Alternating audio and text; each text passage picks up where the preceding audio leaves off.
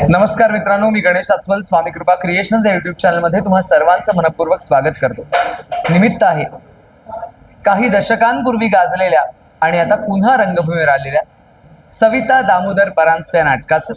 आणि या नाटकाच्या निमित्ताने आज आपण संवाद साधणार आहोत याच नाटकाचे दिग्दर्शक आणि याच नाटकात एक महत्त्वाची भूमिका करणारे राजन ताम्हाणे यांच्यासोबत. नमस्कार राजन सर. नमस्कार. नमस्कार. खूप आनंद होतोय आज हा प्रयोग बघितल्यानंतर की आम्ही शाळेत असताना रंगभूमीवर गाजलेलं ते नाटक आणि आज पुन्हा बघण्याचा योग आलाय.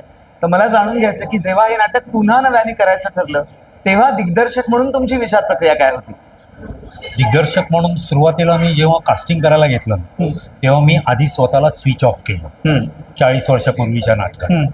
कारण त्यातलं कोणालाही आत्ता करूच शकले नसते कोणी आर्टिस्ट त्याच्यात. त्यामुळे मी स्वतःला स्विच ऑफ करून घेतलं 40 वर्षापूर्वी जे केलं होतं त्यात.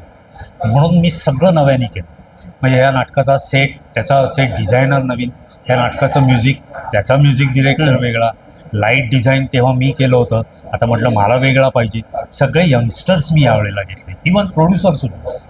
हे जे 3 प्रोड्युसर आहेत हे तिघेही इतके यंग आहेत की त्यांना हे तेव्हाचं नाटक आत्ता करावं असं वाटणं ही सुद्धा ग्रेट गोष्ट आहे. कारण त्यांनीही नाही पाहिलेलं आहे त्या, फक्त ते ऐकून होते माझ्याकडनं.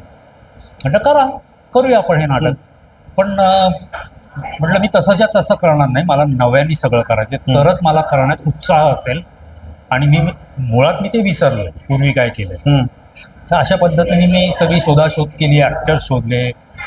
मेन म्हणजे जे काम पूर्वी रीमानी केलं होतं ते मी किती ग्रेट तर केलंच होतं. म्हणजे त्यातले सगळेच ग्रेट ॲक्टर्स होते, पण तेच ॲक्टर्स आज कोणालाही बघायला मिळणार नाही.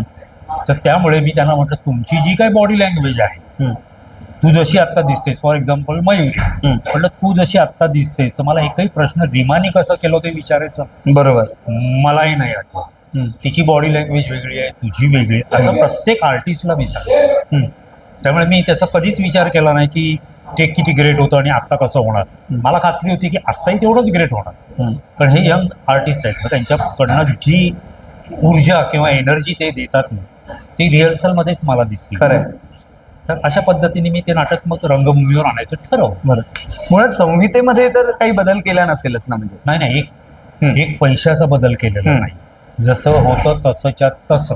म्हणजे तितकाच वेळ, तेव्हा जितका वेळ लागत होता नाटकाला, नाटक सुरू होऊन संपण्याचा, तेवढाच वेळ आत्ताही लागतो. खरंय.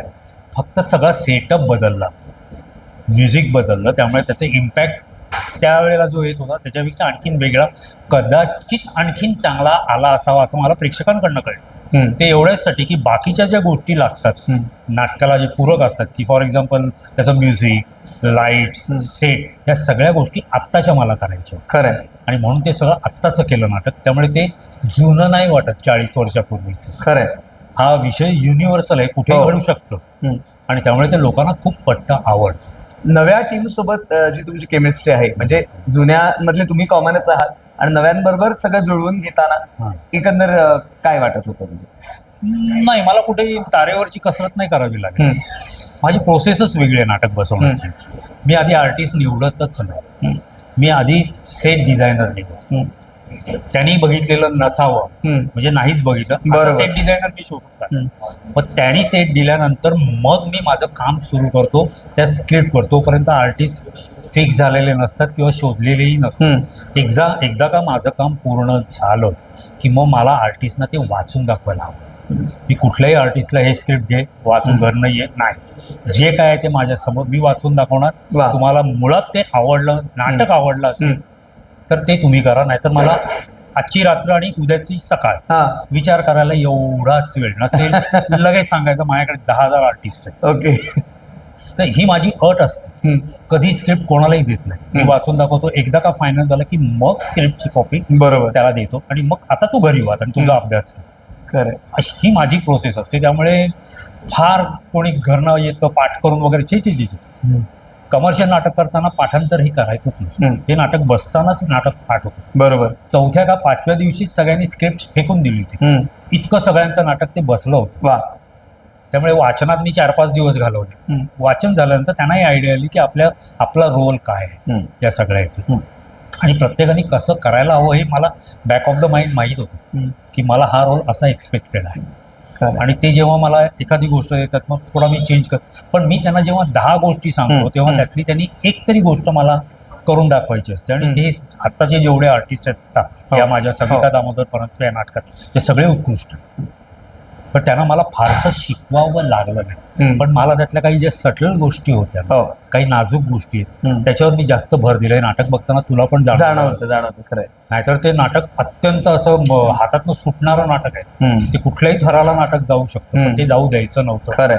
आणि ते आर्टिस्टकडनं पण तेवढंच महत्वाचं असतं की ते कसे प्रोजेक्ट करतात. बरोबर. आणि त्या सगळ्या याच्यात मला वाटतं मी रिहर्सलमध्ये सक्सेसफुल झालो, त्यामुळे आज त्याचा रिझल्ट मिळतोय. खरं. आणि आपण प्रेक्षकांनाही सांगूया की सविता दामोदर परांजपे या नाटकाला अतिशय उत्तम असा प्रतिसाद द्या. आणि हा व्हिडिओ कसा वाटला कॉमेंट बॉक्समध्ये कळवा. व्हिडिओला लाईक करा, शेअर करा, चॅनलला सबस्क्राईब करा. पुन्हा एकदा शुभेच्छा. नमस्कार.